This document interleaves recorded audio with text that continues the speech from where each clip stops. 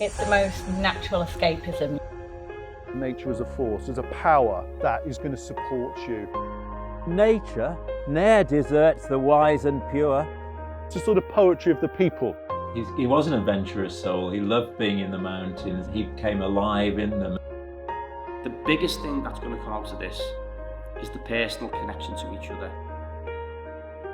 In Xanadu did Kubla Khan a stately pleasure dome decree, where Alf the sacred river ran through caverns measureless to man, down to a sunless sea.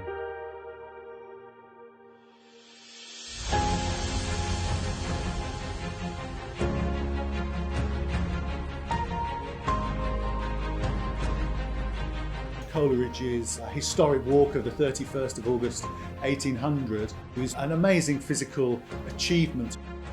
I always see the outdoors as being a way of having an intervention, particularly with young people, particularly with risk-taking behaviours. In July 1800, Coleridge moves into Greta Hall, primarily to be closer to his best friend, who was William Wordsworth. Wordsworth's friendship dated back to 1795, and it culminates in them publishing a collection of poems called Lyrical Ballads. It's a sort of poetry of the people. We're going to commemorate Samuel Taylor Coleridge's historic walk, which he made on the 31st of August 1800, exactly 223 years ago. And this is one of 3 historic walks that we're recreating as part of the Wordsworth Grassmere's To the Lakes exhibition.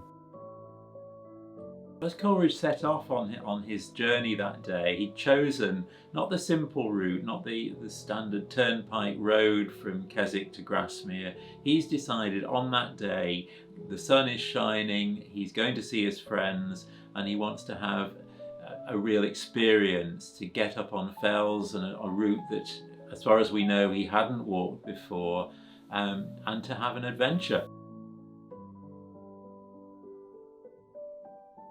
With Trek Therapy, sometimes we try to cater for different types of walkers or different people's needs.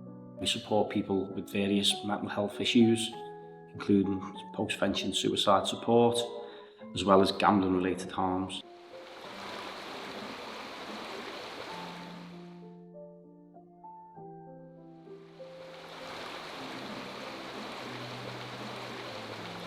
Henceforth I shall know that nature ne'er deserts the wise and pure. No plot so narrow be but nature there, no waste so vacant but may well employ each faculty of sense, and keep the heart awake to love and beauty.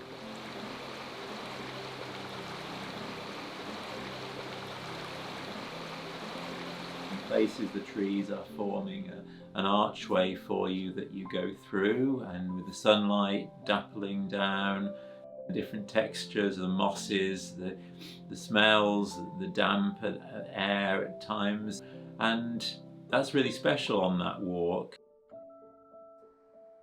Dear babe, that sleep is cradled by my side, whose gentle breathings heard in this deep calm fill up the interspersed. From Liverpool and from, a very kind of concrete jungle, I guess. So green spaces and blue spaces, they're very important. Tender gladness, thus to look at thee, for I was reared in the great city, pent mid cloisters dim, and saw naught lovely but the sky and stars. But thou, my babe, shalt wander like a breeze by lakes and sandy shores. It takes us somewhere that's completely out of our normal environment, and it allows us to breathe out and breathe in. You can take your mind somewhere else. Universal teacher, he shall mould thy spirit, and by giving make it ask. I can relate to Coleridge's feelings about what we might describe as mindfulness today, that real sense of being in the moment and experiencing the natural world around you. I don't think we've actually picked this up really in the modern time, how much mindfulness existed then. It just didn't have a term. And fast forward 200 years later, if they were here today, I think they'd be seen as very much as icons in terms of mindfulness. There's a movement out there now, a connection to nature, but they were doing it 200 years ago. Everyone's got troubles, everyone's got stresses, everyone's got a thing that they need to do to help release. And so for me, just being out in nature, being amongst other people that are enjoying the nature, it just allows me to be free for a few hours and for my mind to park everything else that's going on. And it does really calm you down. I was introduced to Trek Therapy through colleagues and friends. It's part of our wider programme and aftercare provision through the support that we do at work. Trek Therapy is not a new concept. There's a bit of a movement with people realising and understanding the benefits of getting outside into nature.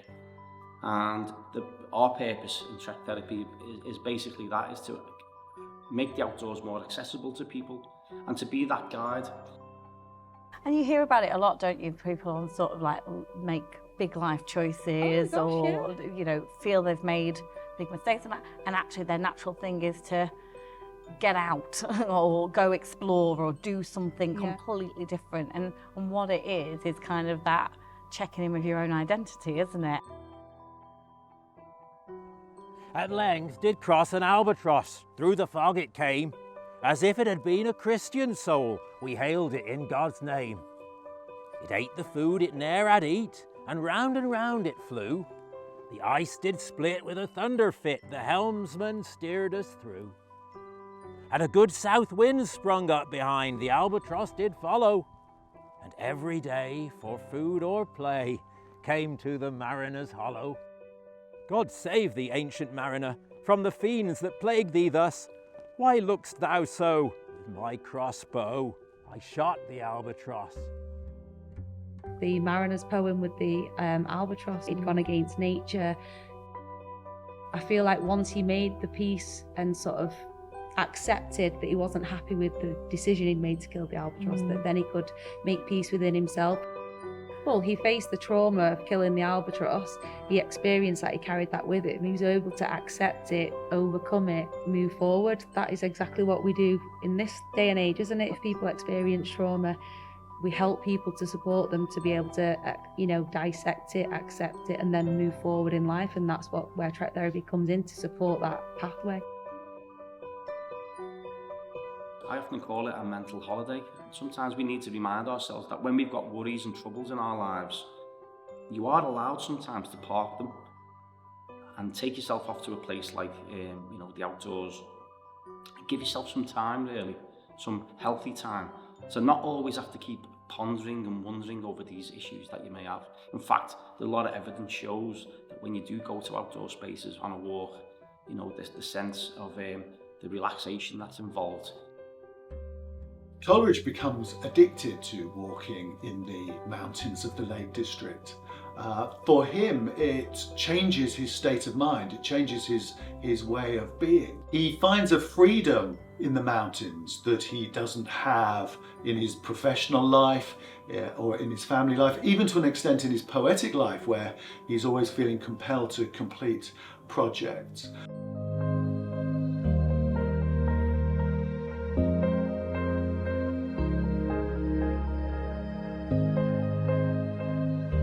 Walking along the railway line at the beginning, I think I'd eaten half my snacks already. So I genuinely thought, this is such a nice day out. The weather was lovely. We were listening to the poetry. I was, chatting away. And it was only then when we stopped and they said, time to go up Clough Head, that was when the walk began for me. It felt very leisurely. Yeah, it did. When we got towards Clough Head and I seen the wall, if you like, and it was just kind of like looked vertical, and I said to Ian, we're not going up there, are we? And he said, yeah. And I thought he was joking, because Ian always jokes with me and says things, and I'm like, yeah.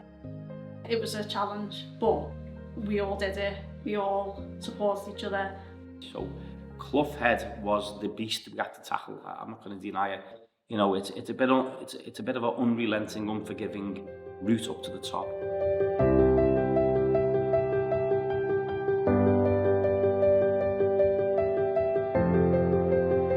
Ascended straight up for at least an hour, And oh, how glad was I at last to see the blue sky on the other side.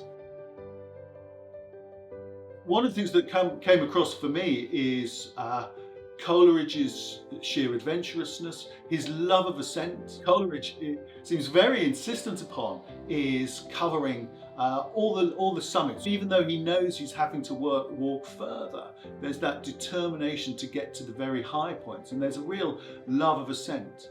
There's one lovely moment when I think he's on rays and he has the opportunity of cutting around the side, and he says, "Nature twitched me at my heartstrings, I ascended."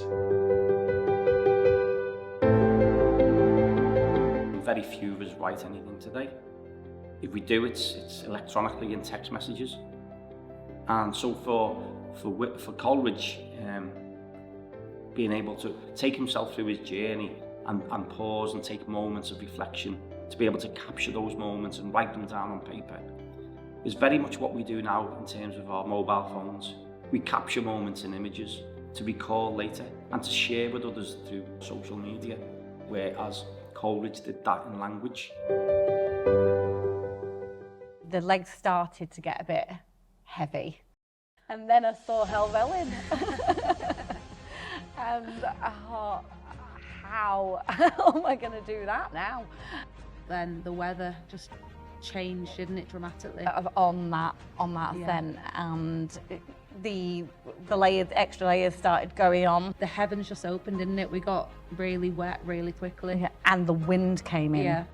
Imagine in the 1800s, without the kit, without the additional means that we all had. You're there, you have to embrace it. I think that's sort of what Trek Therapy is all about.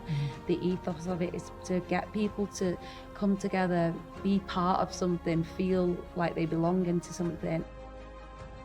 And now at the top of Helvellyn, a pyramid of stones. Ullswater, Thirlmere, Bassenthwaite, Windermere, a tarn in Patterdale. Travelling along the ridge, I came to the other side of those precipices, and down below me on my left, no words can convey any idea of this prodigious wildness. That precipice, fine on this side was, but its ridge, sharp as a jagged knife, level so long, and then ascending so boldly. So for Coleridge, on this particular walk, he realises he's actually on a really high ridge. It's getting dark, he wouldn't have had any form of torch with him, and so he describes in his account of going down a fairly precipitous slope to get down to the turnpike road. Now descended over a perilous peat moss, then down a hill of stones, all dark and darkling. I climbed stone after stone down a half-dry torrent. It's a long descent from Helvellyn all the way down to Dove Cottage, descending in what feels like an increasingly trance-like state, reliant upon our head torches on this seemingly endless route down the mountain.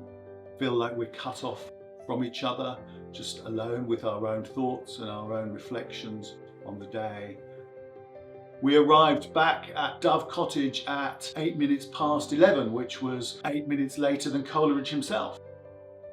Each matin bell, the Baron saith, knells us back to a world of death. These words Sir Leoline first said, when he rose and found his lady dead. These words Sir Leoline will say many a morn to his dying day. And hence the custom and law began, and still that door... The whole experience connected to this project as well is about reminding us the importance and the power of words. We should, take more time out to look at, to read, and to study these poems, because they're quite fascinating and they're rich with lots of really powerful messages, and they relate to us in such a great way. And certainly for me, without being involved in this particular piece of work, I would have been naive to it. There's a real missing piece of the puzzle in terms of Coleridge and the poets' real connection to their adventure and sense of adventure. That was a really nice thing to get to know Coleridge in a different way, just through walking those paths. Just as their 1, 2, 3 is ended, the devil mocks them, a doleful tale, with a merry peal from Borrowdale.